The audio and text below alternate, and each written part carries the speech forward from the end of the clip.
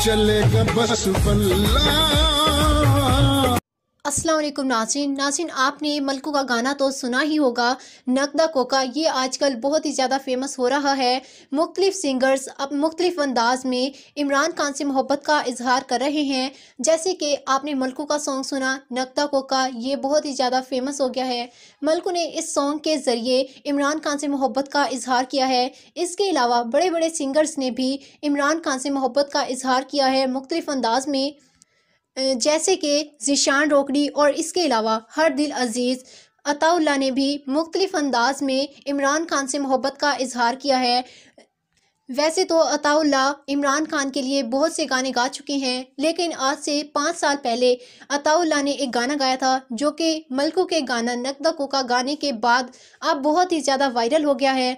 वो मुकम्मल वीडियो आपके साथ शेयर करेंगे, मुकम्मल गाना आपको सुनाने वाले हैं। लेकिन उससे पहले अगर आप इमरान खान के बिग फ़ैन हैं तो वीडियो को लाइक लाजमी कर दीजिएगा।